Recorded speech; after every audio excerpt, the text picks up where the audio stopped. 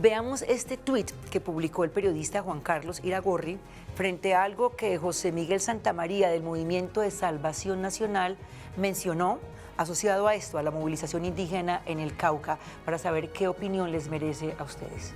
Sí, justamente lo que dice Juan Carlos en una de las entrevistas de Voces RCN, que dice esta persona que hace parte de un movimiento de derecha es: hay que defender la propiedad privada legítima. En este país el 90% del empleo lo da la empresa privada. Así como hay gente que puede invadir, dice esta persona, una tierra en el Cauca, mañana puede hacerlo con un apartamento en Bogotá. A lo que le responde Jaime Romero de manera muy precisa: hay que defenderla, pero ¿por qué, hasta dónde y cómo lo determina la Constitución? Imagínate, ¿qué puedes pensar de eso, Richard? Mira, yo, además de que creo que es una afirmación nefasta, incendiaria, racista, pero que además lo que genera es mucho más violencia y estigmatización a quienes defendemos el derecho al territorio como propiedad colectiva, también como patrimonio de este país y de la humanidad. Nosotros los pueblos somos respetuosos de la Constitución y la ley, pero además de estar respetuosos de la Constitución, ahí somos respetuosos de la propiedad privada. Aquí sería muy importante, muy importante, que el Estado hiciera una gran revisión de quienes tienen la propiedad, cómo la han adquirido, cuál ha sido la tradición que ha tenido esa propiedad, para que nos demos cuenta quiénes realmente han invadido, han expropiado y han usurpado las tierras, no solamente de pueblos étnicos, sino también de otras personas. Aquí el conflicto armado le sirvió a muchos actores y sectores para apropiarse de territorios, de personas, de familias y de pueblos. Entonces aquí hay que ser también preciso y claro. Pretender decir que cuando se quiere recuperar tierras se está invadiendo el derecho del otro sin conocer las razones del otro, y estigmatizar al otro es ponerle un plomo en la cabeza también.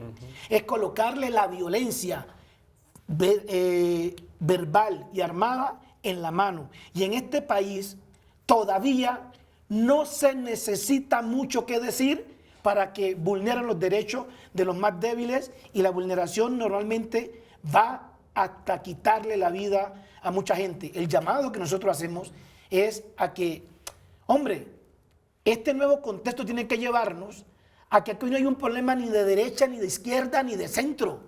Aquí hay un problema de un país que necesita vivir en paz, que nos conozcamos y nos respetemos los derechos de cada quien. No puede ser que cuando tocan los intereses, porque muchas veces ni siquiera son derechos, son intereses de unos pocos, quieran acorralar y avasallar a muchos. Aquí tenemos que, como Estado, garantizar los derechos de todas, de todos y todes, pero también entender que los pueblos tienen protección especial, y uno de esos derechos más importantes a proteger es el territorio, porque es la parte identitaria de su vida. Noraida, porque no solamente lo que está pasando con las tierras está en el Cauca, también está en Curumaní, en el Cesar, está en el Huila, está en el Cauca, y ha habido una cantidad de afirmaciones sobre la cantidad de tierras, muchas hectáreas que tienen entonces los pueblos indígenas y que están repartidos entonces por todo el país. ¿Qué tanto de eso es cierto?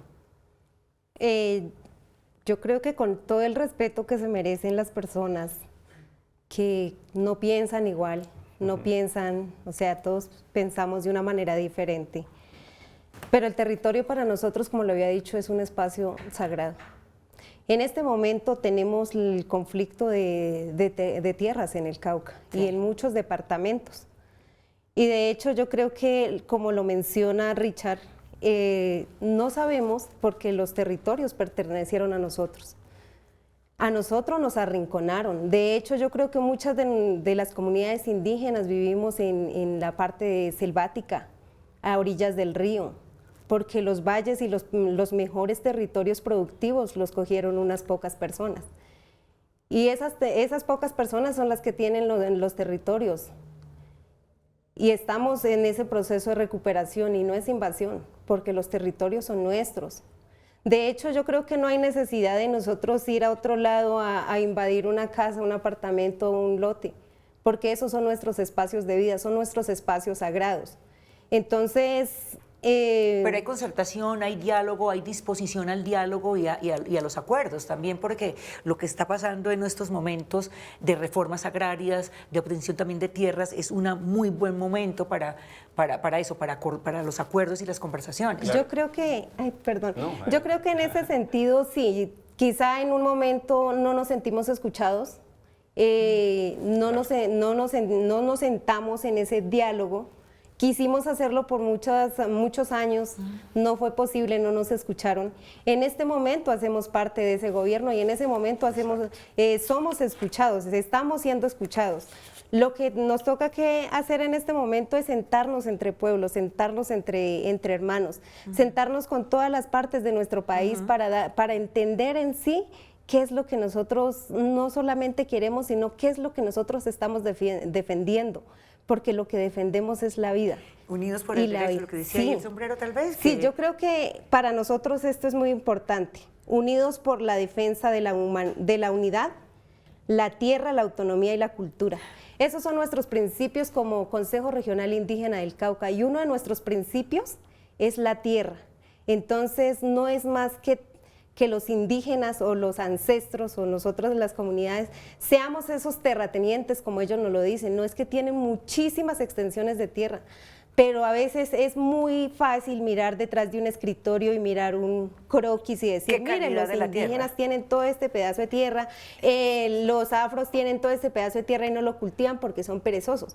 Realmente, cuando así nos dijeron, los indígenas de los llanos son perezosos, hay extensiones de tierra y no las cultivan, lo han dicho.